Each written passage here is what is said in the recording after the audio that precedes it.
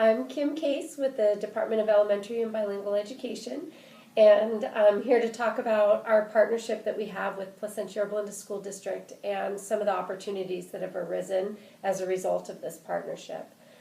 Back in 2009, a partnership was developed where teacher candidates would go and they would teach science at the elementary school, but it was an after-school science program.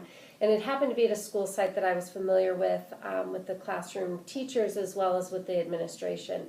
It was a higher-end SES school, not a lot of diversity, maybe 2% if that, 0 English learners. But it provided our students with an opportunity to teach science and develop their skills and self-efficacy with teaching the content. From that, we started to have an in-class science experience in 2010. So it was standards-based, grade level appropriate, and at that time we had a second cohort of students that came into the program, and the school site principal was transferred that following year to a second school site, which is Rio Vista. Rio Vista is polar opposites of the initial school. There are over 900 students, 85% English learners, high poverty, high needs school. And we had one cohort that remained at the initial school site while the other cohort was at this new school site. And it was amazing to me the difference in the experience our students had based on the environment. And I felt like after that year, it was very apparent to me and to the students involved that being in a setting that mirrored the needs of many schools and just better prepared them for what they would be exposed to when they had their own classroom. So our focus really shifted to being at Title I high needs schools because the amount of time and energy it took to create this partnership, to teach off campus, to have our students willing to go off campus and do extracurricular activities like family science nights, it needed to be valuable. They needed to see that extra time and effort they were putting in, there was a payoff. And being at Rio Vista at a school site where the needs are so great, that impact that we felt that was mutually impactful, if that's a word, our students were having an impact on the students and the teachers at that school site just as much as the students and the teachers and the family, the community, the impact that they were having on us and the way we viewed our role in teaching. It really expanded from focusing on content and pedagogy to really understanding the community and the needs and tailoring our role to meet the needs, the unique needs in that setting. I think that one of the challenges that we faced is exactly what I was talking about in terms of having students willing to meet off campus, just logistically working out how the courses are structured. And I think that another challenge is we didn't always have the perfect classroom settings. The school site was dealing with their own challenges and looking at how to best support classroom teachers and help them to grow in their profession. So at the same time, we're looking to have exemplary models for our teacher candidates. This was a community of teachers and learners themselves that were growing in their profession while at the same time. I also think one of the challenges when we initially started was our teacher candidates feeling that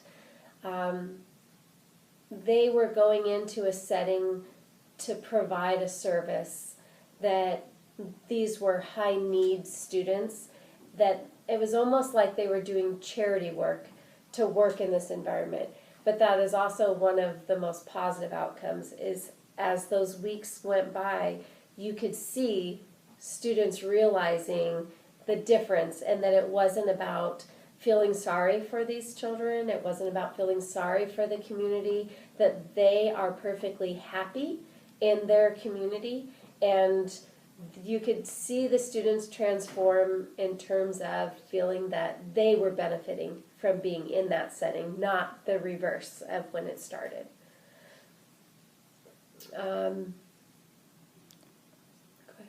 In 2011, our partnership took on, we really started to focus on technology, bringing technology into our experience at both Rio Vista and our initial partnership with Linda Vista.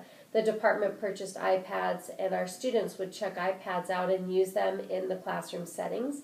And again, we saw this, I guess if you're looking at a continuum of accessibility, we had students at one school setting where every child had an iPad at home and had lots of experience interacting with iPads.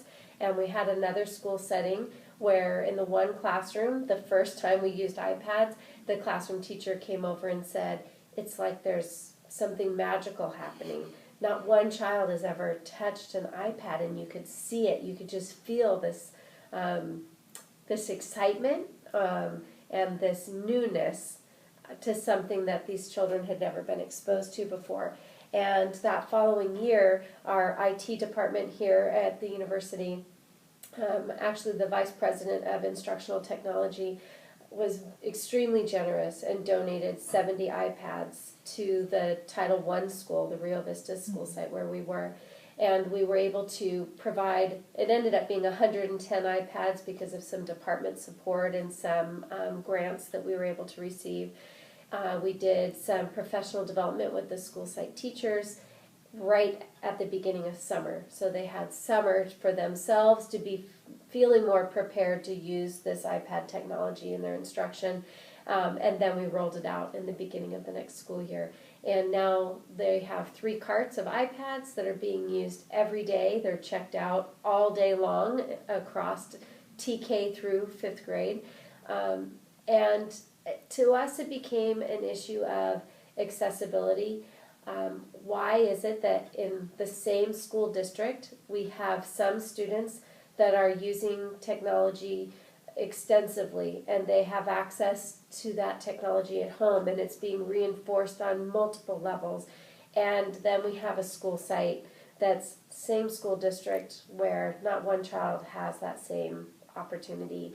And if we want to truly support these children on their educational journey, they need to have similar experiences no matter where they're located. And so to have our teacher candidates having these conversations and trying to look at the issues that underlie why is that, how do we answer those questions, has really taken our methods courses to looking at those bigger issues of accessibility and equity in the classroom. So looking at the technology piece and bringing that into the school site, we started tackling some of those questions, or trying to. I don't think there's easy answers to that. And our students started looking at the community, and we had a family science night where over 600 families were in attendance at the one school site. The principal provided busing because it's a community where not everybody has transportation. So school buses went and picked up families, brought the families back to the science night, and that provided an opportunity for our teacher candidates to interact with families outside of a formal education setting. And with the children being present, we had some translation that was able to happen because of the language barriers. And it was such a powerful experience that after that, our teacher candidates were talking about how evident it was that these families wanted so badly to engage in that academic setting with these children, or with their children. Most of the parents were not talking on a cell phone. They weren't talking with each other and socializing. They were focused on their children, and it was a family experience where it wasn't the same at other school settings that we've been at when we provide these family science nights or family math nights. Sometimes the parents are socializing. A lot of times they're taking care of things on their cell phones, and it was enough of a difference that the teacher candidates pointed out how the focus was so on the children. And in one of the classrooms, one of the students they were sharing a picture that they had drawn. This was right before the holidays, and it was of a Christmas tree. And it wasn't until halfway through the show and tell that we realized that that Christmas tree was their Christmas tree. They taped it on the wall, and that served as the family Christmas tree.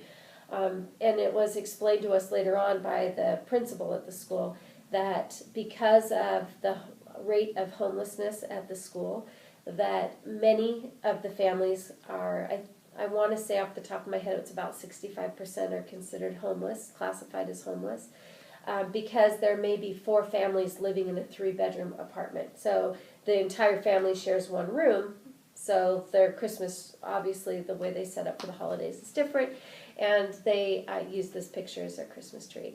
And this group of students ended up deciding that they wanted to create an opportunity for more families to have a Christmas tree.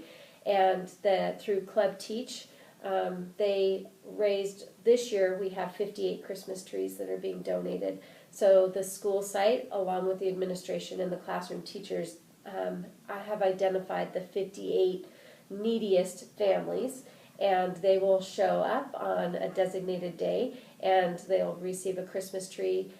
It's also brought together a local high school within that same school district. So it'll be the high school baseball team, along with our Club Teach from Cal State Fullerton. Students that have had that experience at Rio Vista will all come together. We'll meet with the 58 families. We're doing a tree drive as well as a toy drive, so families will be able to leave with at least one present for each child in their family, along with a Christmas tree. Last year, when we did the toy drive and the tree drive, one of the families came and they did not have transportation to bring the tree home. So the baseball players carried the Christmas tree home to their apartment and set it up. And I look back and think of what we have learned from that experience. These are baseball players that are used to doing fundraising to benefit their baseball team. And it's to get better equipment or to get nicer batting gloves or whatever it is. They don't often have opportunities to engage in fundraising to help somebody else out. And so for our teacher candidates to see these high school players having that experience, and then the families, I think we all just walked away with what we learned and took away from that experience, instead of feeling like oftentimes what starts off is what we're giving or doing for others. And at the end of that project or activity, we walk away feeling like, wow, we learned so much and gained so much from that experience. You can pause it.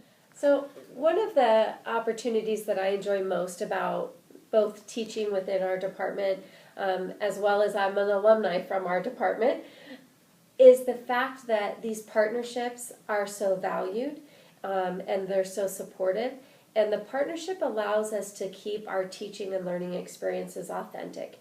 Because as soon as we break out of our own classroom and our own syllabi, and it takes on a life of its own, because it's not just about how we envision the course to go, it's about how the school sites that we're placed at, what their needs are, and so we can adjust our teaching and learning experience to match the needs of the school. And one great example of that is at Rio Vista this year. The methods courses that I teach are taught in an extra classroom there on their campus. And the principal and assistant principal came by on the first day of class to introduce themselves and to welcome us to their campus and to kind of give us, use the refrigerators in the teacher's lounge. And before they walked out, their parting words were, if you're here and you feel sorry for our children, you're missing the point. You need to love our students here and see all that they're capable of. And I thought, that says it all about the importance of valuing our partnerships and looking at the needs of the communities that we're placed in.